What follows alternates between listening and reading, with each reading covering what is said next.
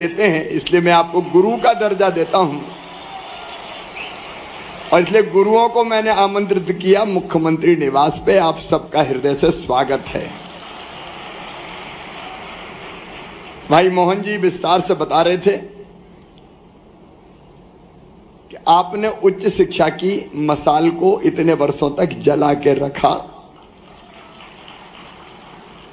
और आप वही योग्यता रखते हैं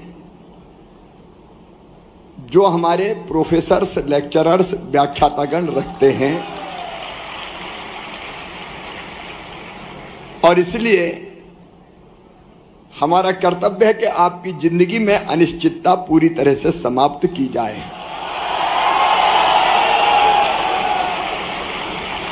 मैं जहां जहां गया,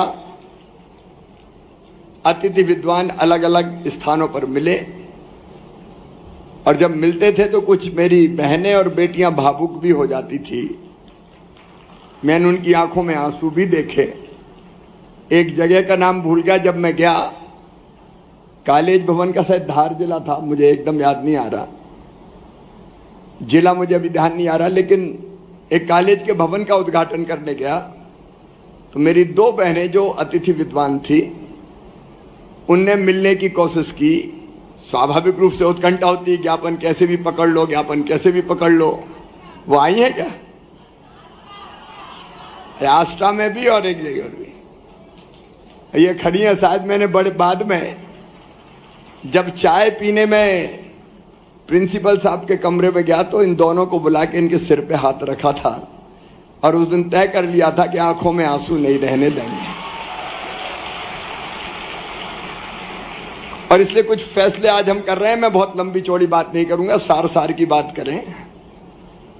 एक तो सभी शासकीय महाविद्यालयों में कार्यरत अतिथि विद्वानों को अब कार्य दिवस के बजाय सीधे सीधे मासिक वेतन दिया जाएगा और वो 50,000 रुपया तक का होगा।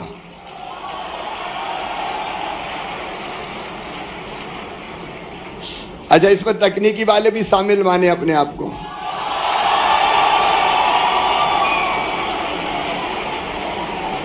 और शासकीय सेवकों के समान आपको अवकाश की सुविधा भी दी जाएगी।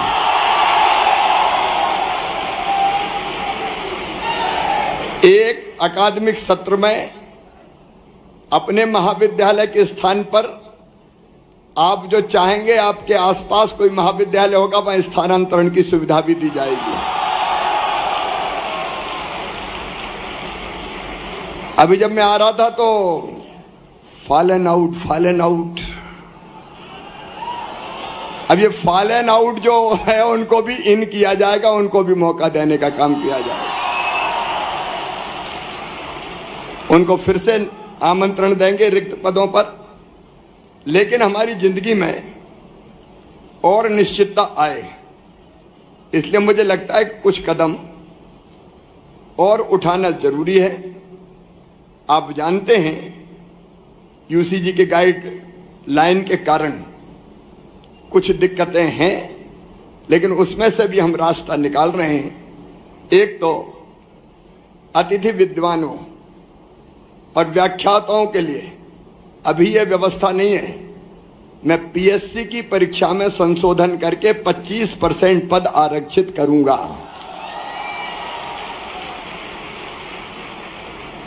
उसमें कुछ प्रक्रिया के बाद हमको फेरबदल करना पड़ेगा, उसके मैं निर्देश दूंगा।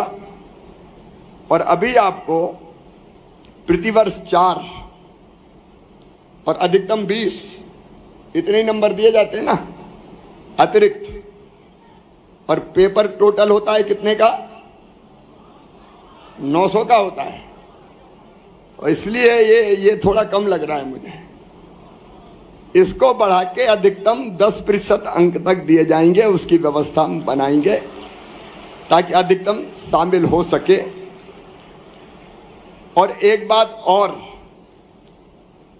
कि अब कोई भी अतिथि विद्वान, व्याख्याता जो लगातार पढ़ाने का काम कर रहा है उसको बाहर नहीं किया जाएगा।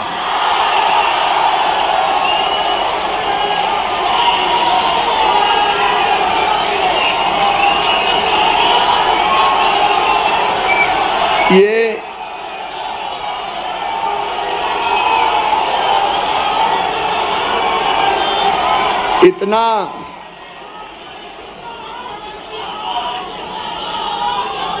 बड़ा प्रदेश है हमारा, इतना बड़ा प्रदेश है हमारा, देश का दिल है मध्य प्रदेश। अरे 4,500 लोगों को तो अपने दिल में समा ही सकता है। और इसलिए हम ये व्यवस्था बनाएंगे कि अब फॉल एंड आउट की नौबत ना आए, लगातार हम काम करते रह सकें। इसमें आईटीआई वाले भी बैठे हैं, आईटीआई वाले भी जो हमारे प्रवक्ता भी हैं, व्याख्याता भी हैं, सब है। तो जो मैंने 50,000 की बात तकनीकी के लिए भी कही वो लागू होगी, बाकी बात भी लागू होगी। और अतिथि प्रवक्ता भी हैं क्या कुछ? ये अलग है कुछ क्या? अतिथि प्रवक्ता अलग है। अभी इनको कितना दे रहे हैं? 14,000 का। अच्छा, उनका प्रपोजल सर है कि आप बढ़ा के सर 20,000 तक कर सकते हैं, 18,000। चलिए उनका भी वेतन बढ़ा के 20,000 रुपया किया जाएगा, मानदेय उनका। मित्रों, मैं आप सबको शुभकामनाएं देता हूं। आज मुझे लगता है लंबे चौड़े भाषण की जरूरत नहीं है, सार की बात मैंने बोल दी। आप सुखी रहो, आप निरोग रहो, आपका मंगल हो, आपका कल्याण हो, और बच्चों के भविष्य को भी आप बेहतर से बेहतर बनाने के काम में जुट जाएं, यही मेरी अपील है। मैं सरकार नहीं परिवार चलाता हूं, और आप भी मेरे परिवार के अभिन्न अंग है, इसलिए आप सबका हृदय से मैं स्वागत करता हूं। और मेरे सभी अतिथि विद्वान बहनों, भाइयों, भांजे भांजियों, बड़ी देर भई नंदलाला। बाकी पंचायत तो मैंने बुलाई लाल परेड ग्राउंड पे, लेकिन आप विद्वान हैं और बच्चों को शिक्षा देते हैं, इसलिए मैं आपको गुरु का दर्जा देता हूं। और इसलिए गुरुओं को मैंने आमंत्रित किया मुख्यमंत्री निवास पे। आप सबका हृदय से स्वागत है। भाई मोहन जी विस्तार से बता रहे थे कि आपने उच्च शिक्षा की मसाल को इतने वर्षों तक जला के रखा, और आप वही योग्यता रखते हैं जो हमारे प्रोफेसर्स, लेक्चरर्स, व्याख्यातागण रखते हैं। और इसलिए हमारा कर्तव्य है कि आपकी जिंदगी में अनिश्चितता पूरी तरह से समाप्त की जाए।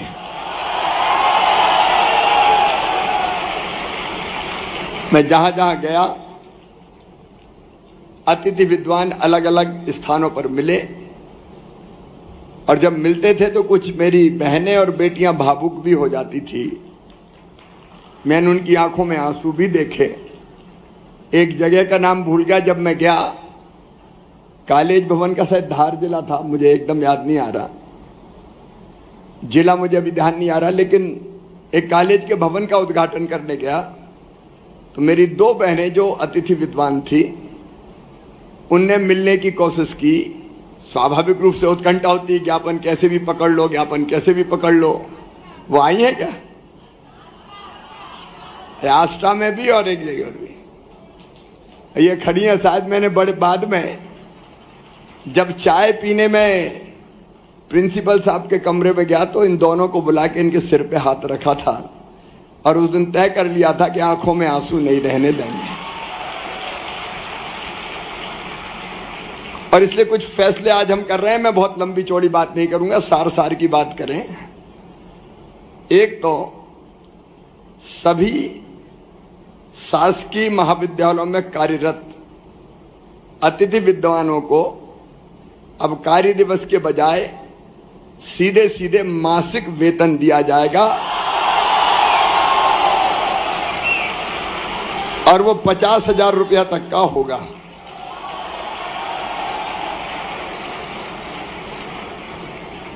अच्छा, इसमें तकनीकी वाले भी शामिल माने अपने आप को।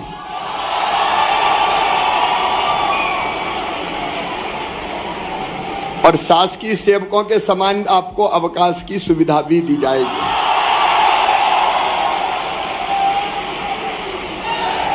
एक अकादमिक सत्र में अपने महाविद्यालय के स्थान पर आप जो चाहेंगे, आपके आसपास कोई महाविद्यालय होगा, वहां स्थानांतरण की सुविधा भी दी जाएगी। अभी जब मैं आ रहा था तो फॉलन आउट, अब ये फॉलन आउट जो है उनको भी इन किया जाएगा, उनको भी मौका देने का काम किया जाएगा। उनको फिर से आमंत्रण देंगे रिक्त पदों पर, लेकिन हमारी जिंदगी में और निश्चितता आए, इसलिए मुझे लगता है कि कुछ कदम और उठाना जरूरी है। आप जानते हैं यूसीजी के गाइडलाइन के कारण कुछ दिक्कतें हैं, लेकिन उसमें से भी हम रास्ता निकाल रहे हैं। एक तो अतिथि विद्वानों और व्याख्याताओं के लिए अभी यह व्यवस्था नहीं है। मैं पीएससी की परीक्षा में संशोधन करके 25% पद आरक्षित करूंगा।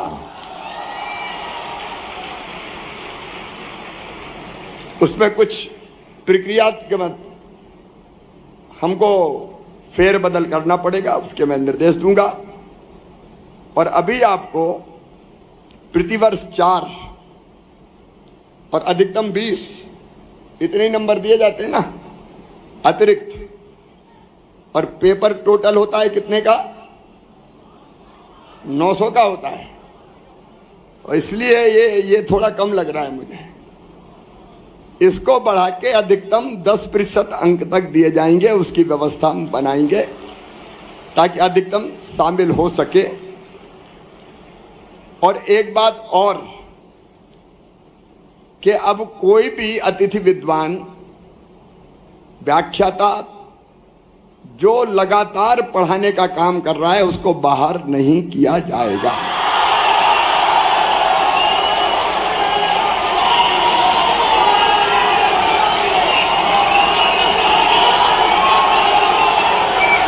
ये